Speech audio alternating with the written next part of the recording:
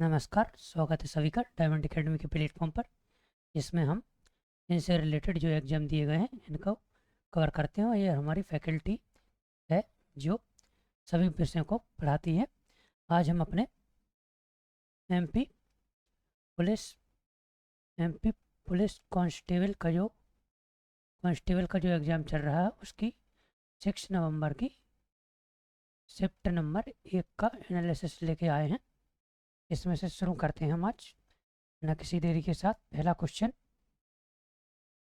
2025 में भारत का सर्वाधिक दूध उत्पादक राज्य कौन सा है? तो इसका आंसर उत्तर प्रदेश था। 2025 में भारत का सर्वाधिक दूध उत्पादक राज्य, जिसका योगदान कुछ कुल दूध उत्पादन में भारत के 18% था। इसको भी याद रखें नेक्स्ट शिफ्टों के लिए। यह देख रहे हैं, यह अपना इकोनॉमी से क्वेश्चन है। इकोनॉमी का क्वेश्चन है अपना ये। शीर्ष उत्पादक राज्यों में उत्तर प्रदेश का नाम शुमार है। दूसरे स्थान पर राजस्थान है, प्रथम पर उत्तर प्रदेश है। और इसी प्रकार से और भी हम कुछ इससे संबंधित फैक्ट देख लेते हैं। भारतीय डेयरी बाजार दुनिया का सबसे बड़ा और तेजी से बढ़ता हुआ बाजार है। प्रमुख देश जो कि और दूध उत्पादन में है वो संयुक्त राष्ट्र अमीरात है, यूएई, बांग्लादेश एवं दक्षिण एशियाई देश हैं जहाँ पर दूध उत्पादन होता है। भारत में 5 सीट्स की बात करें तो यूपी और राजस्थान को देख ही चुके हैं, 1 और 2 नंबर पर हैं। उसके बाद तीसरे नंबर पर आंध्र प्रदेश है, तीसरे नंबर पर आंध्र प्रदेश, एपी, और चौथे नंबर पर गुजरात है, और चौथे पर 5वें पर अपना पंजाब है। इन सभी फैक्टों को याद रखें नेक्स्ट शिफ्टों के लिए। यह क्वेश्चन भी बार बार देखा जा रहा कि रेलवे एग्जाम्स में क्वेश्चन भी रिपीट हो रहे हैं, तो इसको बड़ी अच्छे से ध्यान रखें। नेक्स्ट क्वेश्चन, गांव की बेटी योजना का लाभ कब उपलब्ध होता है? तो इसका आंसर है 12वीं कक्षा पास होने के बाद, कॉलेज में स्नातक स्तर पर दक्षता लेने के बाद गांव की बेटी योजना का लाभ मिलता है। इसमें 12वीं में गांव की बेटी योजना में 12वीं में न्यूनतम 60% अंक प्राप्त होने चाहिए। जिस छात्रा को यह योजना का लाभ मिलेगा वह किसी सरकारी या किसी सरकारी विश्वविद्यालय में उसने प्रवेश किया हो, कॉलेज में सरकारी हो या निजी, दोनों में से किसी में प्रवेश किया हो, तो वो इसका लाभ उठा सकती है। वह छात्रा योग्यता तो बता दिया है कि 12वीं में इसकी 60% होना चाहिए, 60% प्राप्तांक होने चाहिए, और दाखिला लेना चाहिए उसको स्नातक में। ये भी सेम ही है। इसमें स्नातक स्तर पर छात्राओं को यह जरूर देख लेंगे 500 रुपये प्रति माह की दर से पैसे मिलते हैं। 500 रुपये प्रति माह की दर से 10 महीने के लिए पैसे मिलते हैं, और स्नातक स्तर की छात्राओं के लिए है यह। और इसके अलावा जो इंजीनियरिंग और प्लस मेडिकल में जो मेडिकल फील्ड में है उसमें 750 रुपये प्रति माह की दर से पैसे मिलते हैं। इस प्रकार से उनको 7,500 रुपये प्राप्त होंगे 10 माह के लिए, और इनको 5,000 प्राप्त होंगे। और चलते हैं हम नेक्स्ट क्वेश्चन की ओर अपने। उज्जैन जंक्शन का स्टेशन कोड क्या है? कितना सरल क्वेश्चन आया है। यह हमारे रेलवे जोन से, जो कि 18 रेलवे जोन है, यह भी याद रखें। और पश्चिम मध्य रेलवे का पश्चिम मध्य रेलवे का मुख्यालय अपना जबलपुर में स्थित है। इसको भी याद रखें। 2004 से स्थापित किया गया है। यह फैक्ट भी याद रखें, इसमें आ सकते हैं। और इनका तो बहुत ही सिंपल है, उज्जैन का कोड जे है, UJN है। जो भी लोग उज्जैन स्टेशन से गुजरे होंगे तो उन्होंने यह फैक्ट जरूर बन गया होगा उन पर। और इसके अलावा कुछ और फैक्ट देख लेते हैं, जैसे कि इंदौर से उज्जैन के लिए इंदौर उज्जैन जो कि रेल लाइन थी वह 1876 में बनाई गई थी। यह भी रेलवे के लिए बहुत ही महत्वपूर्ण फैक्ट है। 1876 में उज्जैन इंदौर रेल लाइन खोली गई थी और पूरी इसको 1879 और 80 में पूरा किया गया था, पूरा हो पाई थी यह। सिंधिया रेल लाइन का हिस्सा थी, जो सिंधियाओं के राजघराने ने बनवाए थे, सिंधिया महाराजाओं ने। इसके अलावा रतलाम और उज्जैन रेल लाइन जो कि 1896 में खोली गई थी, इसको भी याद रखें। रतलाम और उज्जैन रेल लाइन 1896 में खोली गई है, यह याद रखें। और कुछ और इससे फैक्ट रिलेटेड हैं तो देख लेते हैं। उज्जैन पश्चिम रेलवे जोन का उज्जैन है जो पश्चिम रेलवे जोन में आता है, इसको ए श्रेणी का रेलवे स्टेशन की दर्जा प्राप्त है। इसमें 8 प्लेटफॉर्म है। उज्जैन रेलवे स्टेशन में 8 प्लेटफॉर्म है। इस प्रकार से चलते हैं। और इसका भी याद रखें कि 18 जोन है। और वो जबलपुर का जो पश्चिम मध्य जोन है, सेंट्रल वेस्ट जोन, उसकी स्थापना 2004 में जबलपुर में की गई थी। इसके मंडल भी देख लेते हैं, जो कि भोपाल है एक मंडल इसका जबलपुर खुद ही है, और एक मंडल जो कि कोटा है, इसको याद रखें। 3 मंडल है इसके। चलते हैं नेक्स्ट क्वेश्चन की ओर। मुरैना जंक्शन का स्टेशन कोड है, तो बहुत ही सरल होना चाहिए। स्टेशन कोड उसी के इंग्लिश नेम्स के आसपास ही होते हैं, तो UJN का देख चुके थे, उज्जैन का है। और JBP जबलपुर का है, IND इंदौर का है। तो मुरैना का MRA उज्जैन मुरैना का स्टेशन कोड है, इसको याद रखें। और इसके रिलेटेड कुछ फैक्ट हैं जो देख लेंगे। मुरैना स्टेशन को भी श्रेणी 1 का सर्टिफिकेशन प्राप्त है। यह मुरैना स्टेशन जो है दिल्ली आगरा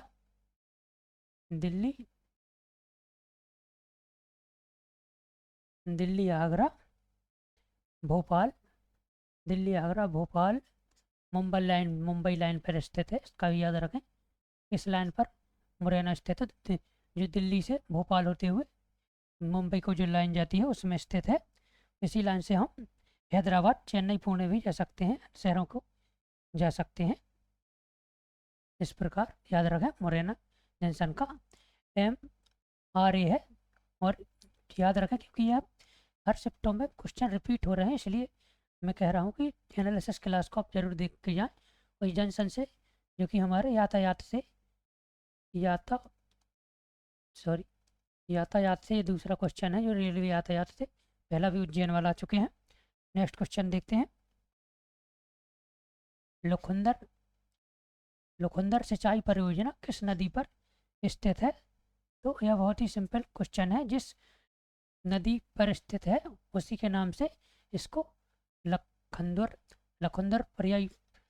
सिंचाई परियोजना के नाम भी दिया गया है। तो यह लखुंदर नदी पर है। और यह नदी जो कि शाजापुर से होकर बहती है, जहाँ पर इसमें लखुंदर परियोजना बनाई गई है। और यह 148 MCM क्षमता वाला बैराज है। और इसकी और कुछ देख लेंगे। साजाचली में स्थित है, ये बता ही दिया मैंने। यह परियोजना काली सिंध की एक सहायक नदी है। यह लखुंदर जो है, इसको याद रखना कि यह काली सिंध नदी की एक सहायक नदी है। काली सिंध नदी की एक सहायक नदी लखुंदर है।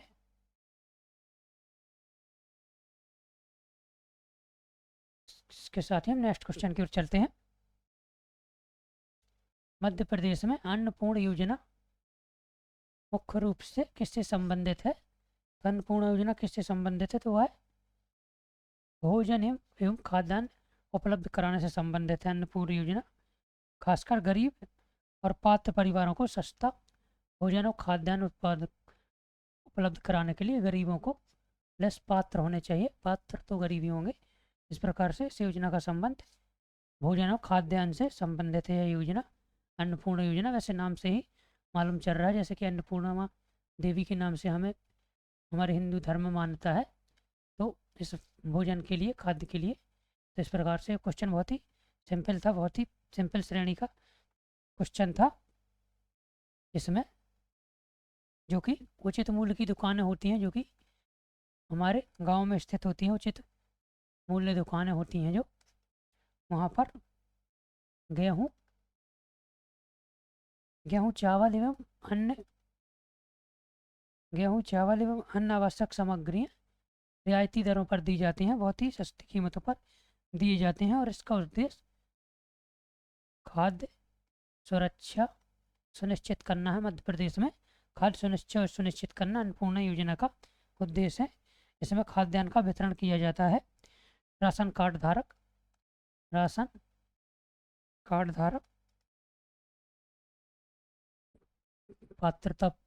पात्रता रखने वाले, राशन कार्ड की पात्रता रखने वाले व्यक्तियों को, और मुख्य उद्देश्य इसका खाद्य सुरक्षा ही है और आर्थिक कमजोर वर्ग के जीवन स्तर को बेहतर करना है।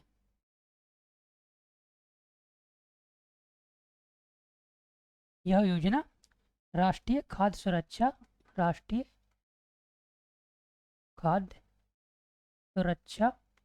अधिनियम 2013 के तहत चलाई जा रही है। राष्ट्रीय खाद्य सुरक्षा अधिनियम 2013 में आया है, इसका भी याद रखें। यह भी नेक्स्ट शिफ्टों के लिए हो सकता है, यह भी योजनाओं से संबंधित है। अपना क्वेश्चन है एमपी की, और इसका संचालन एमपी का खाद्य एवं नागरिक आपूर्ति मंत्रालय विभाग कर रहा है। नेक्स्ट क्वेश्चन चलते हैं। भारत के राष्ट्रीय गीत वंदे मातरम की रचना किसने की है? तो जैसा कि मालूम है, राष्ट्रीय गीत की बात आएगी तो बंकिम चंद्र चटर्जी को अपना आंसर लगाएंगे। यदि राष्ट्रीय गान की बात आती तो इसको रविन्द्रनाथ टैगोर को अपन आंसर लगाते। और चटर्जी जी का जन्म बंगाल में हुआ है। बंगाल के कंथल पारा गांव में इनका जन्म 1838 में हुआ है, 22 जून के दिन। यह फैक्ट याद रखना ज़्यादा जरूरी नहीं है, बंगाल जरूर याद रखें क्योंकि यह बहुत ही कठिन हो जाएगा, लेकिन क्वेश्चन आया तो हमने सोचा इसको बता ही देते हैं। मिश्रित भाषा में है। वंदे मातरम की रचना बंकिम चंद्र चटर्जी ने। मिश्रित भाषा संस्कृत प्लस बंगाली में है, इसको भी याद रखें। हम हमेशा सोचेंगे कि वंदे मातरम जैसे नाम से, उसके उच्चारण से ही हमें लग रहा कि संस्कृत का है, लेकिन ये मिश्रित भाषा है। संस्कृत और इसमें बंगाली दोनों का यूज किया गया है। और राष्ट्रगीत है, जो अपना राष्ट्रगान है, वो रविन्द्रनाथ टैगोर के आनंद मठ पुस्तक से लिया गया है, आनंद मठ से लिया गया है, इसको भी याद रखें।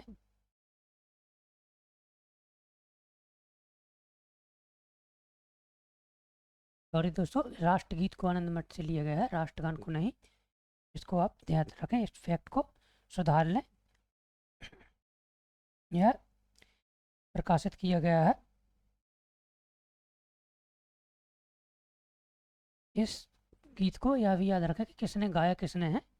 तो यह भवानंद नामक साधु ने गाया है। और इसकी धुन किसने तैयार की है, यह भी रखना। यह यदुनाथ भट्टाचार्य ने राष्ट्रीय गीत की धुन तैयार की है। और इसको 65 मिनट 65 सेकंड में गाना की इसकी अनिवार्यता होती है कि 65 सेकंड में पूरा होना जाना चाहिए, जैसे कि राष्ट्रगान की 52 सेकंड में है। इस प्रकार से इन सभी फैक्टों को याद रखें नेक्स्ट शिफ्टों के लिए। क्वेश्चन बन सकते हैं। चलते हैं नेक्स्ट क्वेश्चन की ओर।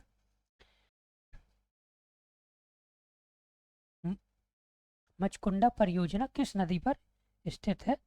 तो यह परियोजना इसी मचकुंडा नदी पर ही स्थित है।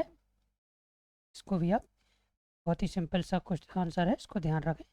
यह परियोजना जिस नदी पर स्थित है उसी के नाम पर यह परियोजना है, और यह परियोजना उड़ीसा और मच, मच, मचकुंडा परियोजना उड़ीसा प्लस आंध्र प्रदेश की सीमा पर स्थित परियोजना है। सीमा पर स्थित परियोजना है। यह भी याद रखा कि यह उड़ीसा आंध्र प्रदेश की सीमा पर स्थित जल विद्युत परियोजना है। दोनों राज्यों की है, फिर संयुक्त परियोजना भी होगी जब इन दोनों की सीमाओं पर स्थित है। यह भी याद रखा कि जो मचकुंडा नदी है यह गोदावरी की सहायक नदी है। गोदावरी की सहायक नदी, यह भी याद रखें।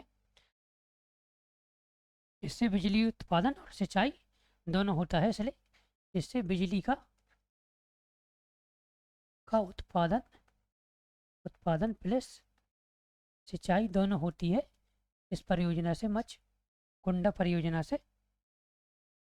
चलते हैं नेक्स्ट क्वेश्चन की ओर।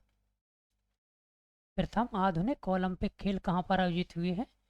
प्रथम आधुनिक ओलंपिक खेल एथेंस ग्रीक में आयोजित हुए हैं, और यह 1896 में प्रथम बार आयोजित हुए थे। ओलंपिक कमेटी का गठन 1894 में गठन हुआ था। यह OIC ओलंपिक कमेटी है, जो कि अंतर्राष्ट्रीय स्तर की होती है। इसका 1894 में गठन हुआ था, और 1896 में ओलंपिक खेलों का आयोजन एथेंस में किया गया था, जो कि ग्रीस की राजधानी है। क्योंकि यह खेल प्राचीन काल में भी यहाँ ग्रीस के एरिया में एथेंस में खेले जाते थे। उसी को रिवाइव करने के लिए दोबारा ओलंपिक खेलों का आयोजन किया जाने लगा ग्रीस में। क्योंकि ओलंपिक खेल प्राचीन काल में ओलंपिया नाम के शहर में खेले जाते थे। ओलंपिया नाम का जो रोम का शहर था उधर खेले जाते हैं, इस वजह से इन खेलों का नामकरण ओलंपिक किया गया है। और ग्रीक देवता जीएस के सम्मान में यह खेले जाते थे। ग्रीक देवता जो कि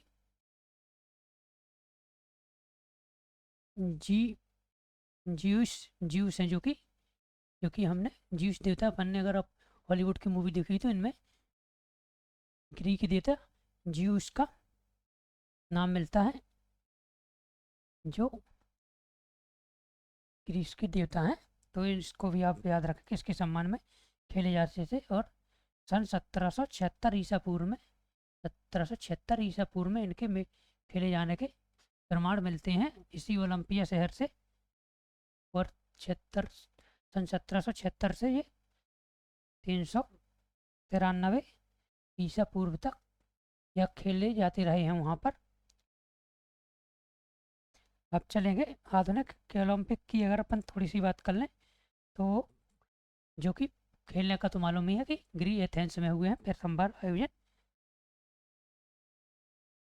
इसमें इन खेलों को रिवाइव कराने में एक व्यक्ति का बहुत ही योगदान है, उसका भी आप याद रखें। प्यारे डी कूपरटन ने ओलंपिक खेलों को रिवाइव करने में महत्वपूर्ण योगदान दिया था। और प्रथम बार जो हुए थे इसमें 241 एथलीट्स ने भाग लिया था, और एक 6 अप्रैल से 15 अप्रैल तक चले थे। इन फैक्टों को याद रखें। चलते हैं नेक्स्ट की ओर। मटकी नृत्य मुख्य रूप से किस प्रकार का नृत्य है? तो मटकी नृत्य मुख्य रूप से एकल नृत्य है, जिसमें एक ही स्त्री अपने सिर पर मटकी को रखकर नृत्य करती है। यह मुख्यतः मध्य प्रदेश के मालवा अंचल में प्रसिद्ध है, फेमस है, यहीं पर किया जाता है। विवाह एवं अन्य समूह में किया जाता है। विवाह, और वैसे भी मालूम है सभी ज़्यादातर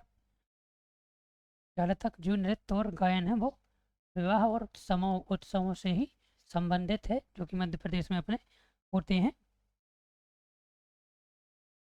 और इसमें कलाकार जो कि स्त्री कलाकार होती हैं वो मटकी को अपने सिर पर संतुलित करके नृत्य करती हैं मटकी को अपने सिर पर संतुलित करते हुए। और इसमें मुख्य रूप से वाद्य यंत्र ढोल की थाप पर यह नृत्य किया जाता है। आड़ा और यह नृत्य दो प्रकार से किया जाता है, दो रूपों में, आड़ा और प्लस खड़ा नाच। आड़ा और खड़ा नाच, इसको याद रखें आप, आड़ा और खड़ा नाच दो रूपों में मटकी नृत्य किया जाता है। इसको भी आप याद रखें, मटकी नृत्य जो अपना ये आड़ा एवं खड़ा रूपों में किया जाता है। साड़ी और लहंगा इसमें धारण करती हैं जब स्त्रियां नृत्य करती हैं। चलते हैं नेक्स्ट क्वेश्चन की ओर।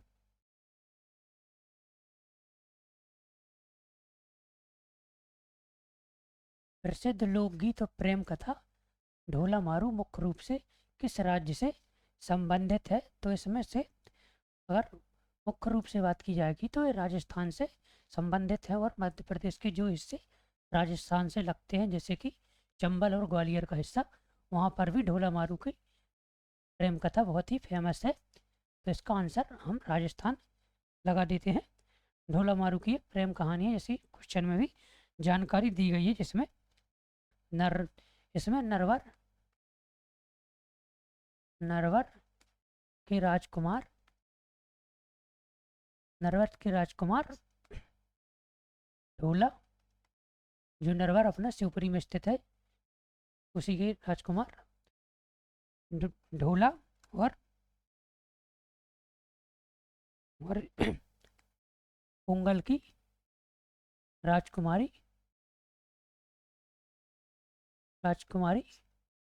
जो कि मारू है, इनसे संबंधित है यह प्रेम कथा।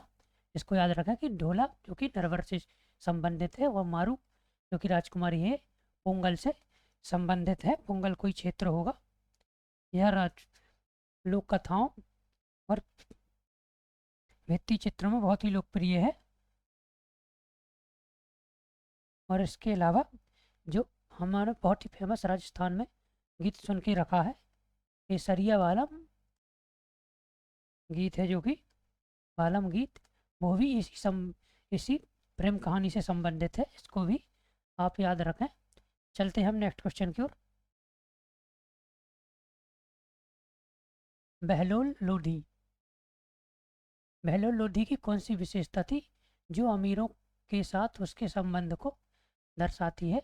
बहलोल लोधी या अर्थात मिडिल हिस्ट्री से मध्यकालीन हिस्ट्री से क्वेश्चन आया है, इसको भी रिवीजन करके यहाँ मध्यकालीन हिस्ट्री बहलोल लोधी, इसमें हमको खासियत बताना है जो अमीरों के साथ उसके संबंध को दर्शाती है।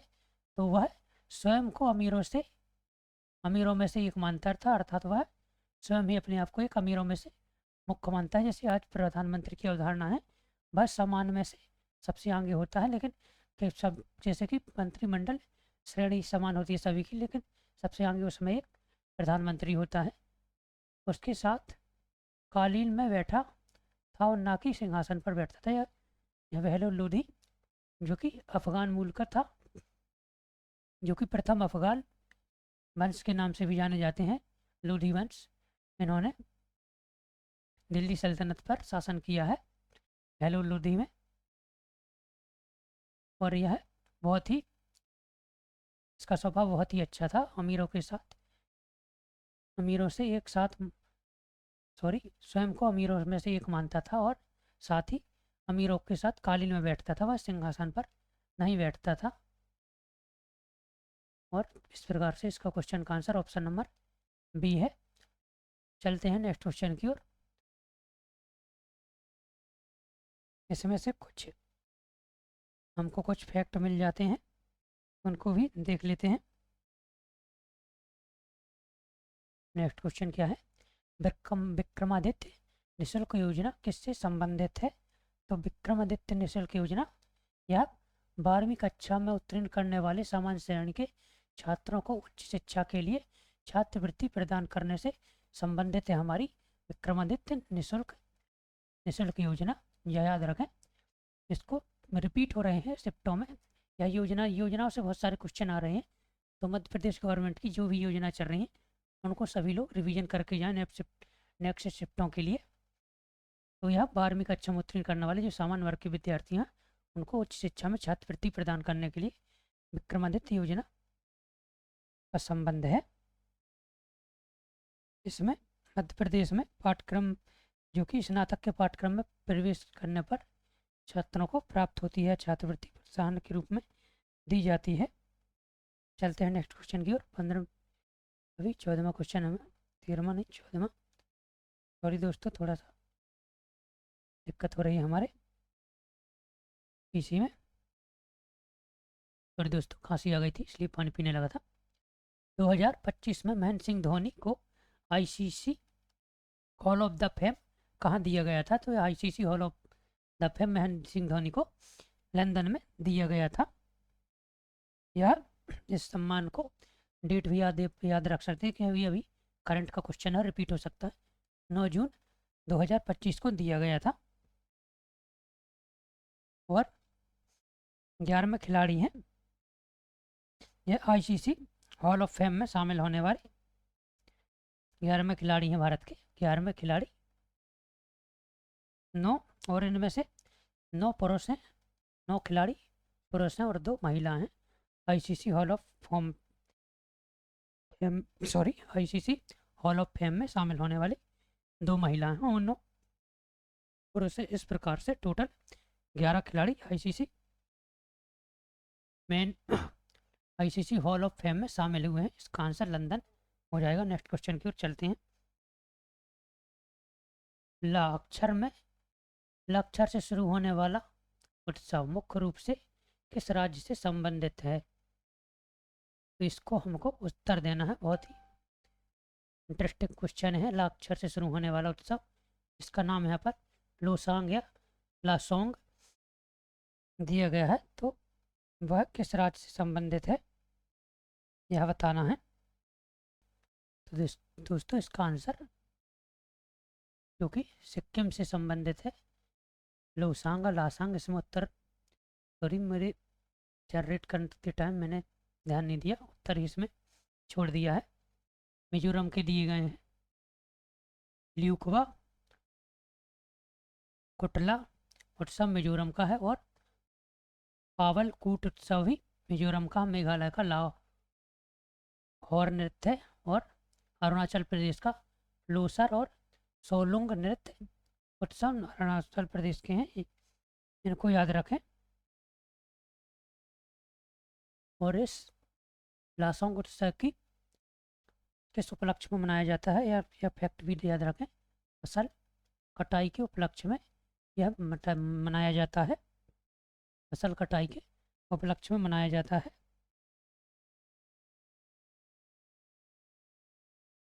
चलते हैं आगे अपने नेक्स्ट क्वेश्चन की ओर। थकान की स्थिति में मांसपेशियों में कौन सा अम्ल एकत्रित हो जाता है? तो इसका answer option number C lactic अम्ल थकान की स्थिति में मांसपेशियों में एकत्रित हो जाता है। जिसका सूत्र अगर आप देखना चाहें लैक्टिक अम्ल का तो ये CH3CHCOOH है। इसको नेक्स्ट शिफ्टों के लिए आप ध्यान रखें। देखिए आप ये केमिस्ट्री से नहीं सॉरी बायोलॉजी से क्वेश्चन आया तो बायोलॉजी का रिवीजन भी करके जाएं अच्छे से। और इसमें जब हम अधिक मेहनत करते हैं तो ऑक्सीजन की पूर्ण आपूर्ति न होने के कारण इसका जो हमारे अंदर जो क्रिया चलती है, जो श्वसन क्रिया होती है वो पूर्ण नहीं हो पाती। इस वजह से वो लैक्टिक अम्ल ही बन पाता है, उससे पूर्ण विघटन नहीं हो पाता ग्लूकोज का। इस वजह से लैक्टिक अम्ल जम जाता है उस काम, इससे हमें थकान महसूस होती है। चलते हैं नेक्स्ट क्वेश्चन की ओर। सूर्य की किरणें पृथ्वी के कौन से भाग तक सीधे या बहुत तिरछी नहीं पहुंच पाती? सीधी नहीं पहुंच पाती या बहुत तिरछी पहुंचती हैं, यह क्वेश्चन पूछा गया है। तो जानते हैं पृथ्वी के ध्रुवों पर पोल्स पर सूर्य की किरणें सीधी नहीं पहुंच पाती, बहुत ही तिरछी पहुंच पाती हैं। जी इसी वजह से यहाँ पर 6 माह का दिन और प्लस रात भी 6 माह का दिन और 6 माह की रात भी होती है, इसलिए ध्रुव पर उत्तरी ध्रुव पर स्थित देश नॉर्वे नॉर्वे को मध्य रात्रि का देश भी कहा जाता है। यहाँ पर मध्य रात्रि में सूर्य चमकता है। यहाँ पर जीवन अन्य स्थितियों से बिल्कुल अलग होता है। चलते हैं नेक्स्ट क्वेश्चन की ओर। ऑक्सीजन की अनुपस्थिति में पायरुविक अम्ल किस पदार्थ में परिवर्तित हो जाता है? तो पायरुविक अम्ल होना था। पायरुविक अम्ल किस पदार्थ में परिवर्तित हो जाता है ऑक्सीजन की उपस्थिति में? तो वह लैक्टिक अम्ल के रूप में परिवर्तित हो जाता है। जैसे अभी पिछले क्वेश्चन हमने लगाया है उसी का ये कंटिन्यूशन में ये क्वेश्चन पूछा गया है। मैंने बताया था कि जब पूर्ण रूप से श्वसन नहीं हो पाता, श्वसन की क्रिया नहीं हो पाती, तो लैक्टिक अम्ल में परिवर्तित हो जाता है ग्लूकोज, जिससे जो 38 ATP ऊर्जा प्राप्त होती है हमको वो नहीं हो पाती, मात्र 2 ATP, इससे 2 ATP ऊर्जा ही प्राप्त होती है। सॉरी ATP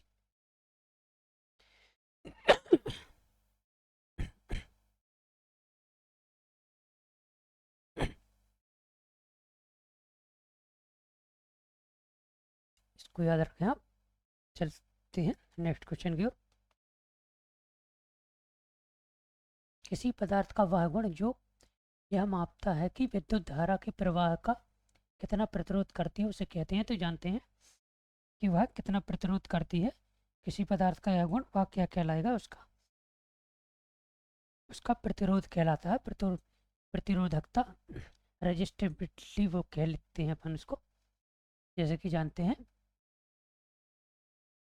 V के रिस्पोंस में I होती है, अर्थात अनुक्रमणानुपाती होती है, और जब यह अनुक्रमणानुपाती का चिन्ह हटता है तो IR हो जाता है। इस प्रकार रेजिस्टेंस है वो विद्युत प्रवाह को विरोध करता है। इसका आंसर इस प्रकार से ऑप्शन नंबर B रेजिस्टेंस हो जाएगा। नेक्स्ट क्वेश्चन की ओर चलते हैं। नेक्स्ट क्वेश्चन, निम्नलिखित में से कौन सी धातु ठंडे पानी के साथ अभिक्रिया नहीं करती? तो यह क्वेश्चन पहले भी शिफ्टों में पूछा गया है, या पहली शिफ्ट के मैंने एनालिसिस में बताया होगा। तो इसमें बताया था कि मैग्नीशियम धातु है जो ठंडे पानी के साथ अभिक्रिया नहीं करती। गर्म और भाप के साथ, गर्म प्लस भाप के साथ यह अभिक्रिया करती है। ठंडे पानी के साथ अभिक्रिया मैग्नीशियम धातु नहीं करती। यह पहले भी शिफ्टों में क्वेश्चन आया है, मुझको याद नहीं कौन से शिफ्ट में आया है। इस प्रकार से क्वेश्चन रिपीट हो रहे हैं दोस्तों। इस प्रकार से मेरी एनालिसिस जरूर देख के जाएं, इसमें से क्वेश्चन बार बार रिपीट हो रहे हैं। यह गर्म और केवल भाप से अभिक्रिया करती है और मैग्नीशियम हाइड्रोक्साइड मैग्नीशियम गैस उत्पन्न होती है। अन्य धातु हैं जैसे कि दिए हैं पोटेशियम, सोडियम और कैल्शियम, ये सभी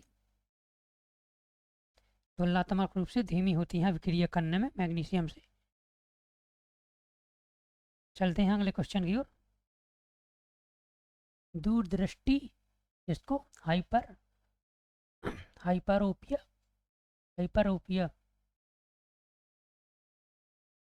कहते हैं, कि प्राथमिक विशेषता क्या है? दूरदृष्टि की प्राथमिक विशेषता क्या है?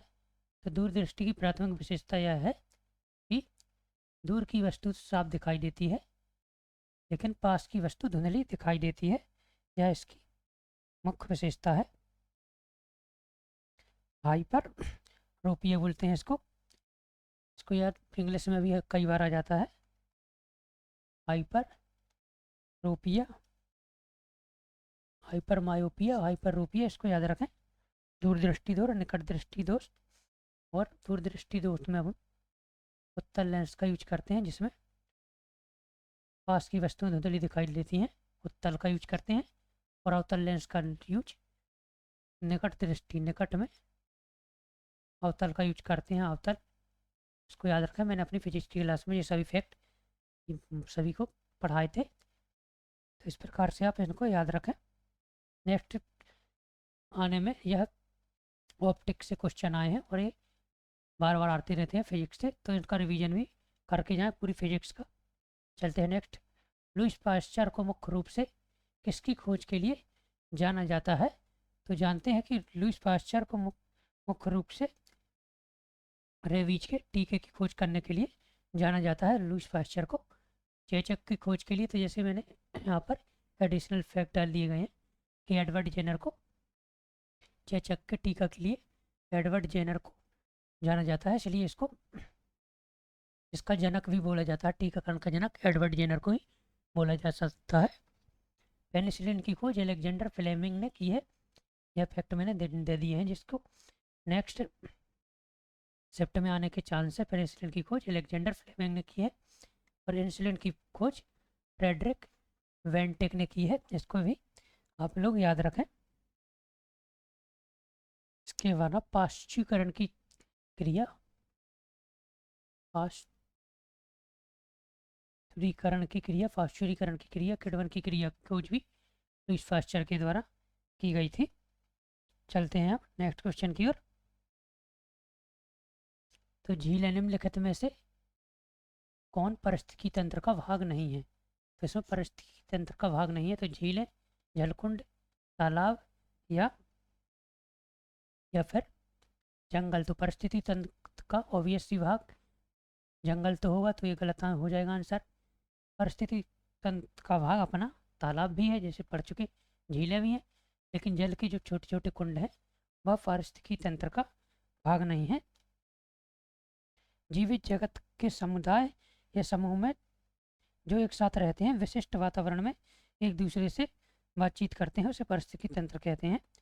इसकी पारिस्थितिकी तंत्र की परिभाषा है कि जीवित जगत का समुदाय या कोई भी समूह जो एक साथ रहता है, विशिष्ट वातावरण में एक दूसरे के साथ बातचीत करते हैं, पारिस्थितिकी तंत्र कहलाता है। पारिस्थितिकी तंत्र दो भागों के हो सकते हैं, एक पारिस्थितिकी तंत्र कृत्रिम हो सकता है, एक पारिस्थितिकी तंत्र कृत्रिम और दूसरा प्राकृतिक पारिस्थितिकी तंत्र हो सकता है, प्राकृतिक हो सकता है। इस प्रकार से हमने इस क्वेश्चन को भी हल कर लिया है। चलते हैं नेक्स्ट क्वेश्चन की ओर। जो पारिस्थितिकी तंत्र का 10% का नियम भी आपको याद रखना चाहिए, जो कि टेंसली ने दिया था, यह भी याद रखें इस नेक्स्ट शिफ्ट के लिए।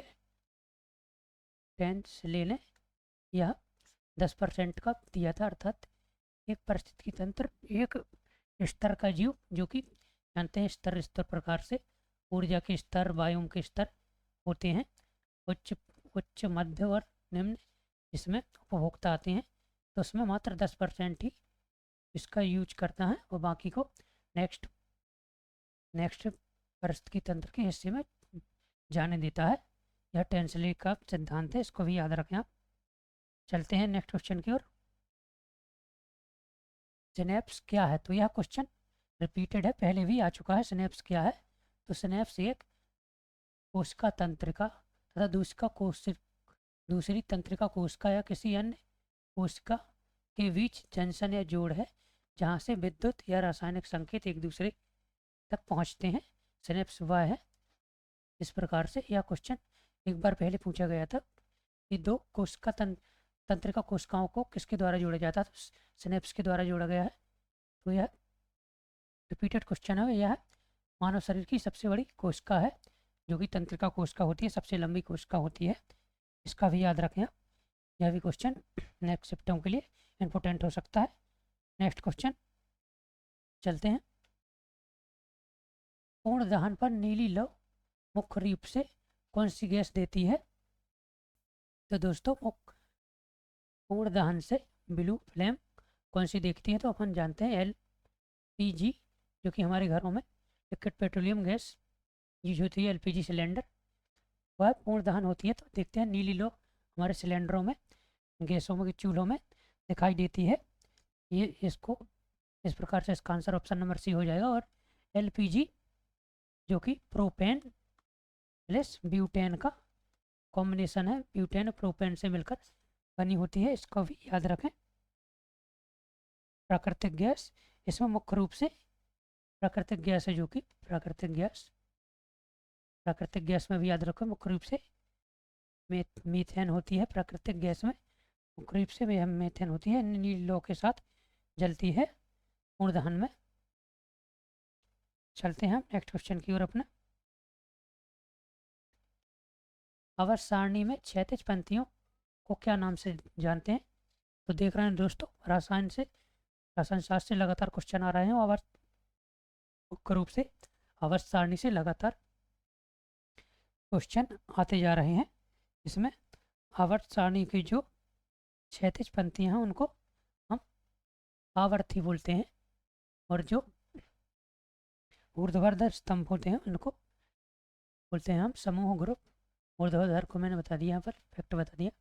समूह बोलते हैं जो इस प्रकार से होते हैं, जिनकी संख्या, समूह ग्रुप की संख्या 18 होती है, आवर्तों की संख्या 7 होती है। इस प्रकार से आवर्त सारणी को आप विशेष याद रखें। यह मोजले की सारणी है जो कि परमाणु क्रमांक पर आधारित है। जो मैं मेंडलीव की आवर्त सारणी जो की थी परमाणु द्रव्यमान पर आधारित थी, उसका परिसंस्कृत रूप है। और डोवियर का त्रिक नियम, अष्टक नियम भी आप याद रखें। डोवियर का त्रिक नियम था, त्रिक नियम, और इसके बाद अष्टक नियम भी याद रखें। अष्टक नियम मेरे को याद नहीं आ रहा किसका है। आवर्त सारणी से जो बार बार क्वेश्चन आ रहे हैं, तो इन फैक्टों को याद रखें। निम्नलिखित में से कौन सा उपकरण प्रत्यावर्ती धारा उत्पन्न करने से संबंधित है? अर्थात एसी धारा उत्पन्न करने से संबंधित कौन सा उपकरण है? तो एसी जनरेटर इसका आंसर हो जाएगा। एसी जनरेटर ही एसी करंट को उत्पन्न करेगा। इस तरीके से आज हमने सभी जीएस के क्वेश्चन देख लिए हैं, और एक क्वेश्चन चुंबक से आया था और एक क्वेश्चन लेंस से भी आया था। वह मेरे को एग्जैक्ट मिला नहीं कि वो क्वेश्चन क्या था, वरना मैं उसको भी सॉल्व करा देता दोस्तों। इस प्रकार से दोस्तों हमारी इस क्लास को नेक्स्ट शिफ्ट में बैठने से पहले ज़रूर देखें। इसमें से बहुत सारे क्वेश्चन बार बार रिपीट हो रहे हैं। इसी प्रकार के कंटेंट के लिए हमारे चैनल को सब्सक्राइब करें, और हमारे चैनल की रीच बढ़ाने के लिए लाइक, शेयर और कमेंट करें दोस्तों। सब्सक्राइब करें। सभी का इस एनालिसिस क्लास में जुड़ने के लिए धन्यवाद।